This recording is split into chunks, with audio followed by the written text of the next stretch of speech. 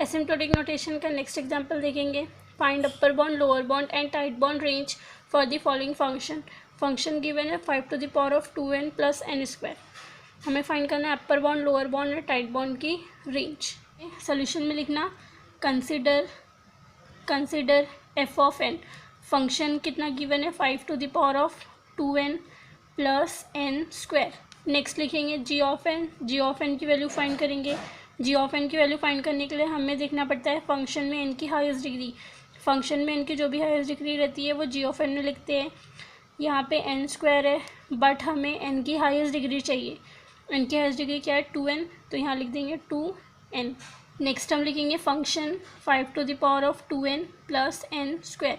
अब इस फंक्शन को हमें 3 पार्ट्स में डिवाइड करना है बिकॉज हमें upper bound, lower bound and tight bound की रेंज फाइंड करनी है। तो यहाँ लिखेंगे लोअर बॉन्ड, यहाँ पे टाइट बॉन्ड एंड यहाँ पे अपर बॉन्ड। अब हमें इनकी वैल्यूज़ लिखनी है।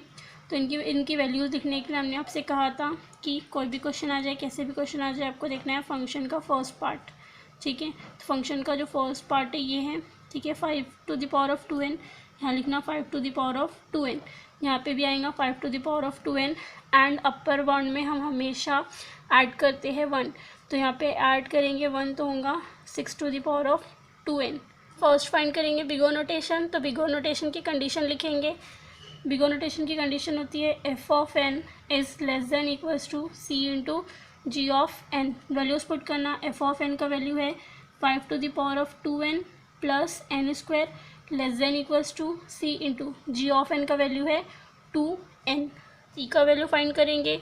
बिग ओ नोटेशन ये टर्म देखेंगे। बिग ओ नोटेशन क्या होता है अपर बॉन्ड की वैल्यू कितनी है 6, तो यहाँ पे लिखना c का वैल्यू हो जाएगा 6। अब पुट करेंगे वैल्यू c की 5⁻² plus n square less than equals to, यहाँ होगा 6, c के प्लस पे 6 और ये होगा 6⁻²n। अब हम इसके रेंजेस फाइंड करेंगे। तो चेक करेंगे for n is equals to 1 के लिए। तो n इज़ इक्वल्स टू 1 के लिए जब आप चेक करोगे, यहाँ पे पुट करोगे 1, तो यहाँ पे आएगा 26 is less than equals to, solve करोगे तो आएगा 36। ये आ जाएंगी कंडीशन ट्रू हो रही है। कंडीशन ट्रू हो रही है तो हम लिखेंगे इसकी कॉम्प्लेक्सिटी। बिग ओ की कॉम्प्लेक्सिटी होती है f of n is equals to big O g of n।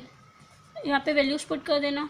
f of n की वैल्यू है 5⁻² plus n square equals to big O g of n का वैल्यू है 2n। ये आ गई बिग ओ की कॉम्प्लेक्सिटी। अब यहाँ पे लिखना for all n is greater than equals to, कितने टाइम फाइंड किए 1 टाइम फाइंड के लिए, तो आपने लिख देना यहाँ पे 1। एंड c का वैल्यू कितना लिए, c इज़ इक्वल्स टू लिए हमने 6, तो ये भी लिख देना यहाँ पे। नेक्स्ट हम फाइंड करेंगे ओमेगा नोटेशन। तो ओमेगा की कंडीशन लिखेंगे। ओमेगा की कंडीशन होती है f of n is greater than equals to c into g of n। Values put करना। f ऑफ n की वैल्यू है 5⁻² plus n square greater than equals to c into g of n का value है 2n। अब c का value find करेंगे। c is equals to, c का value find करने के लिए हमें चेक करना पड़ेगा ये वाली टर्म्स। तो ओमेगा नोटेशन रहेगा और लोअर बॉन्ड, तो लोअर बॉन्ड की वैल्यू कितनी है 5, तो यहाँ पे c का वैल्यू आ जाएगा 5। c का वैल्यू पुट करेंगे 5⁻² plus n square greater than equals to, ये आएगा 5⁻²n। अब हम फाइंड करेंगे ओमेगा के लिए रेंज। तो चेक करेंगे for n is equals to 1। n is equals to 1 put करोगे यहाँ पे तो आएगा 26 is greater than equals to, यहाँ आएगा 25। ये कंडीशन हो रही है ट्रू। कंडीशन ट्रू हो रही है तो हमें लिखना पड़ेगा ओमेगा की कॉम्प्लेक्सिटी। ओमेगा की कॉम्प्लेक्सिटी होती है f of n is equals to omega g of n। तो वैल्यूज़ पुट कर देना। f ऑफ n का वैल्यू है 5⁻² plus n square equals to omega g of n का वैल्यू है 2n। ये आ गई ओमेगा की कॉम्प्लेक्सिटी। यहाँ लिखना for all n is greater than equals to, कितने टाइम्स फाइंड किए 1 टाइम फाइंड किए, यहाँ लिख देना 1।